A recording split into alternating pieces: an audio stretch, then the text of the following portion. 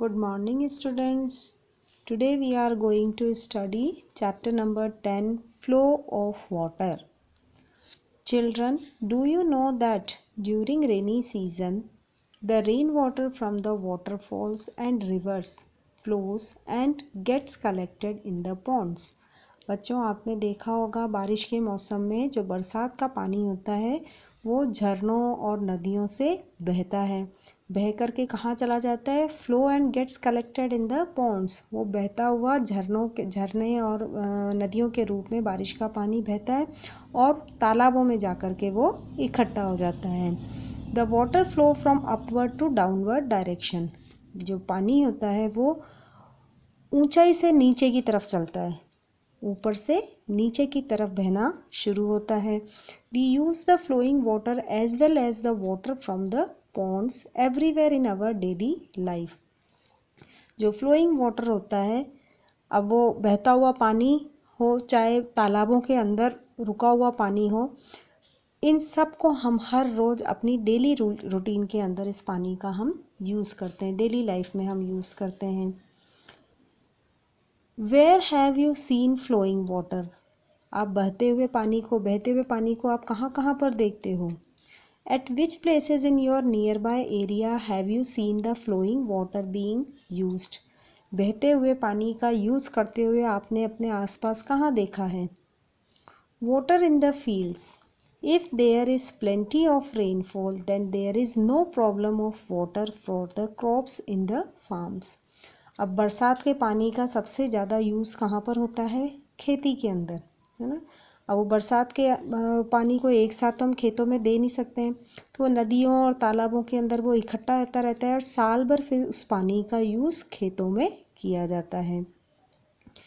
अगर बारिश बहुत ज़्यादा हुई है, there is plenty of rainfall, then there is no problem of water. अगर बारिश अच्छी हुई है, बहुत पानी गिरा है इस साल, तो खेतों में पानी की कोई समस्या ही नहीं है। For the crops in the farms, खेतों में जो फसल लगी हुई है उनको पानी देने की कोई समस्या नहीं है।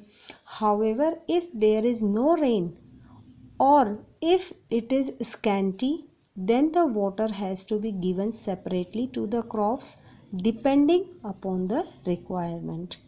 लेकिन अगर बारिश ज़्यादा नहीं हुई है या बहुत कम हुई है, तो फिर खेतों में पानी अलग से देने की ज़रूरत पड़ती है ना। This process is known as irrigation, और ये प्रोसेस कहलाता है इरिगेशन, मतलब फसल की सिंचाई करना। अब भारत एक ऐसा देश है जहाँ पर जो जोग्राफिकल कंडीशंस हैं वो अलग अलग हैं। कहीं पर बरसात ज़्यादा होती है, कहीं पर बहुत कम होती है ना, और कहीं पर बिल्कुल ही नहीं होती है। तो ऐसी जगहों में पानी की सबसे ज़्यादा समस्या आती है जहाँ पर बरसात बिल्कुल भी नहीं होती है या कम होती है। तो जो बारिश का पानी होता है वो झरनों के रूप में और नदियों से बहता हुआ कहाँ जाकर के इकट्ठा हो जाता है? तालाबों में इकट्ठा हो जाता है। फिर इन तालाबों से जो पानी होता है उनमें इकट्ठा कलेक्टेड वाटर जो होता है उसका फिर अलग अलग कामों के लिए यूज़ किया जाता है। बारिश अगर ज़्यादा हुई है तो फिर फसल के लिए कोई समस्या ही नहीं है पानी की, लेकिन अगर पानी बहुत कम गिरा है तो फिर उनको फसलों को अलग से पानी देने की ज़रूरत पड़ती है, जिस प्रोसेस को हम बोलते हैं इरिगेशन।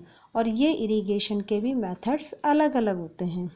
किसी में कहीं पर किस तरह से इरिगेशन कुओं से पानी निकाल के दिया जाता है, कहीं पर कैनाल्स बना करके उस पानी से दिया जाता है ना, और कहीं पर वो पाइप का अलग अलग मेथड होता है उसमें, कि स्प्रिंकलर सिस्टम है ना। तो कई तरह के तरीके होते हैं खेतों में पानी पहुंचाने के। From where is the water available for agriculture?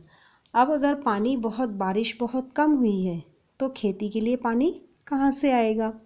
If water does not reach equally everywhere in the field farms, then what will be its effect on the crops? अगर खेतों में हर जगह इक्वली पानी नहीं पहुंचा तो फसलों के ऊपर क्या असर होगा उसका, है ना। अब ज़मीनें तो ऊबड़ खाबड़ होती हैं, कहीं से ऊंची है कहीं पर नीची है। हमने पानी लगाया, एक जगह जा कर के इकट्ठा हो जाएगा, दूसरी जगह पानी पहुंचा ही नहीं, है ना। तो अगर ऐसी सिचुएशन आती है तो फसल के ऊपर क्या इफ़ेक्ट होगा उसका। What efforts should we make so that the entire field gets a sufficient amount of water. तो हमें ऐसा कौन सा एफर्ट, हमें ऐसा कौन सा काम करना चाहिए जिससे कि एंटायर फील्ड मतलब पूरे खेत में, है ना, जितनी ज़रूरत है उतना पानी पूरे खेत में पहुंच जाए, है ना। ये इसके बारे में हम आगे पढ़ेंगे। मतलब अलग अलग तरीके जिससे कि पूरी खेत के अंदर या पूरे फील्ड के अंदर इक्वली वाटर डिस्ट्रीब्यूट हो जाए, वो कैसे होगा हम नेक्स्ट क्लास में पढ़ेंगे।